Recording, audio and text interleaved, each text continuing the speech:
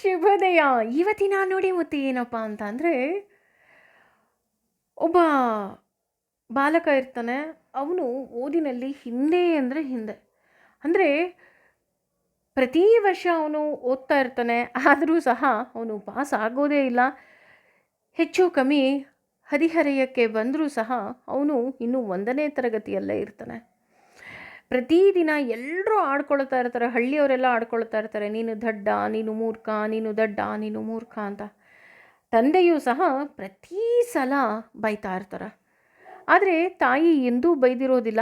ಕೊನೆಗೆ ಒಂದು ದಿನ ಆಕೆಯ ಹೃದಯವು ಸಹ ಒಡೆದು ಹೋಗುತ್ತೆ.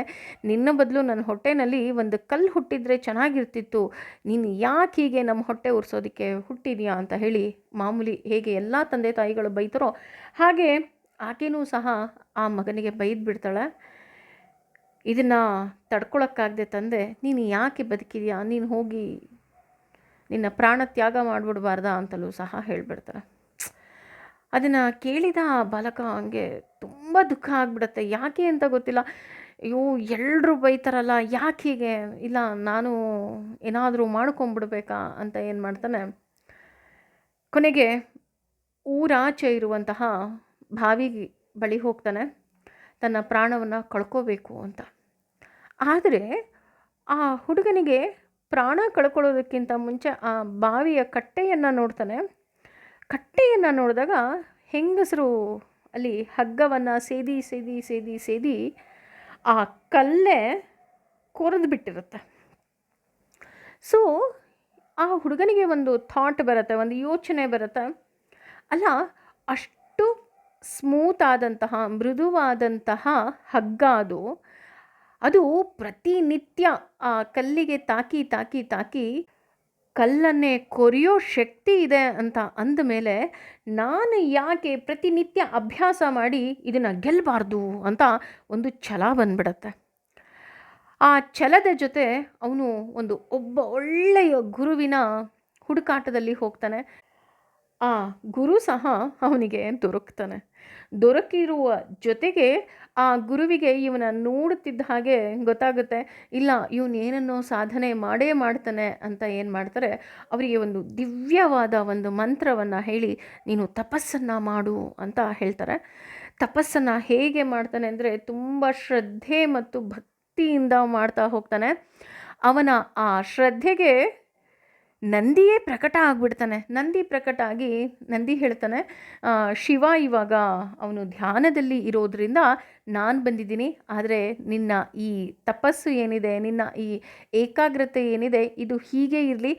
ಒಂದಲ್ಲ ಒಂದು ದಿನ ಶಿವ ಎದ್ದಾಗ ಆ ಢಮರುಗವನ್ನು ನುಡಿಸ್ತಾರೆ. ಅದರಿಂದ ನಿನಗೂ ಸಹ ಒಳ್ಳೆಯದಾಗತ್ತೆ, ಆಶೀರ್ವಾದ ಸಿಕ್ಕತ್ತೆ, ನೀನು ಈ ಸಾಧನೆಯನ್ನು ಹೀಗೆ ನಿರಂತರವಾಗಿ ಮಾಡು ಅಂತ ಹೇಳಿ ಅವನಿಗೆ ಆಶೀರ್ವಾದವನ್ನು ಮಾಡಿ ಹೋಗ್ಬಿಡ್ತಾರೆ. ಹೀಗೆ ದಿನಗಳು ಕಳೆದಾಗ ಒಂದು ದಿನ ಆ ಶಿವ ಯೋಗ ನಿದ್ರೆಯಿಂದ ಎದ್ದೇಳ್ತಾರೆ. ಯೋಗ ನಿದ್ರೆಯಿಂದ ಎದ್ದು 14 ಬಾರಿ ಢಮರುಗವನ್ನು ಬಾರಿಸ್ತಾರಂತೆ. ಢಮರುಗ ಬಾರಿಸಿದ ತಕ್ಷಣ ಸನಕಾದಿ ಮುನಿಗಳು ಸಹ ತಪಸ್ಸಿನಲ್ಲಿ ಕೂತಿರ್ತಾರೆ. ಅವರಿಗೂ ಸಹ ಯಾವ ಸಿದ್ಧಿ ಬೇಕೋ ಆ ಸಿದ್ಧಿ ದೊರಕುತ್ತಂತೆ. ಅದರ ಜೊತೆ ಈ ಬಾಲಕನಿಗೂ ಸಹ ಸಿದ್ಧಿ ದೊರೆಯುತ್ತೆ. ಆ ಸಿದ್ಧಿಯ ಫಲ ಅನ್ನೋ ಹಾಗೆ ಆತ ಒಂದು ಸೂತ್ರವನ್ನೇ ಬರೀತಾನೆ. ಆ ಸೂತ್ರವೇ ಪಾಣಿನಿ ಅಂತ. ಅಂದರೆ ನಾವು ಏನು ಈಗ ವ್ಯಾಕರಣವನ್ನು ಓದ್ತೀವಿ, ಅದು ಪಾಣಿನಿ ಮಹರ್ಷಿಗಳೇ ಬರೆದಿದ್ದು ಅಂತ ಹೇಳ್ತಾ ಹೋಗ್ತಾರೆ. ನೋಡಿ, ನಾನು ಯಾಕೆ ಈ ಕತೆ ಹೇಳಿದೆ ಇವತ್ತು ಅಂತ ಅಂದರೆ, ನಾನು ಹೀಗೆ ಪೇಪರ್ ಓದಬೇಕಾದ್ರೆ ಮೊನ್ನೆ ತಾನೇ ಸೆಕೆಂಡ್ PUC ಎಕ್ಸಾಮ್ ಶುರು ಆಗಿದೆ. ಮಕ್ಕಳೆಲ್ಲ ಎಷ್ಟು ಟೆನ್ಷನ್ ತೊಗೊಂಡು ಓದ್ತಾ ಇದ್ದಾರೆ ಅಂತ ಅಂದರೆ ನನಗೆ ತುಂಬ ನೋವಾಯಿತು. ಒಂದು ಮಗು ಎಕ್ಸಾಮ್ ಬರೆಯೋದಕ್ಕಿಂತ ಮುಂಚೆನೇ ತನ್ನ ಪ್ರಾಣವನ್ನು ಕಳ್ಕೊಂಡಿದೆ. ಅಂದರೆ ಇದು ಮಕ್ಕಳಿಗೆ ಅಥವಾ ಸಾಧನೆ ಮಾಡೋರಿಗೆ ಅಂತ ಹೇಳ್ತಾ ಇಲ್ಲ, ಎಲ್ಲರಿಗೂ ಸೇರಿ ಹೇಳ್ತಾ ಇದ್ದೀನಿ. ಹೌದು, ನಮಗೆ ಬೇಕು, ನಮಗೆ ಆ ಹಂಬಲ ಇರಬೇಕು, ಜಿಜ್ಞಾಸೆ ಇರಬೇಕು, ಆದರೆ ಅದು ನಮ್ಮ ಪ್ರಾಣವನ್ನು ಕಳ್ಕೊಳ್ಳೋ ಮಟ್ಟಿಗಂತೂ ಖಂಡಿತವಾಗ್ಲೂ ಇರಬಾರ್ದು. ಹಾಗಾಗಿ ಎಲ್ಲ ಮಕ್ಕಳು ಸಹ ಓದಿದ್ದೀರಾ, ನಿಷ್ಠೆಯಿಂದ ಓದಿದ್ದೀರಾ, ಭಕ್ತಿಯಿಂದ ಓದಿದ್ದೀರಾ, ನಿಮ್ಮ ಆ ಪ್ರತಿಫಲ ಸಿಕ್ಕೇ ಸಿಕ್ಕತ್ತೆ. ಯೋಚನೆ ಮಾಡಬೇಡಿ, ಅಷ್ಟೊಂದು ಟೆನ್ಷನ್‌ಗಳು ತಗೋಬೇಡಿ, ಸಾಧನೆ ಮಾಡಿ. ಸಾಧನೆ ಮುಖ್ಯ.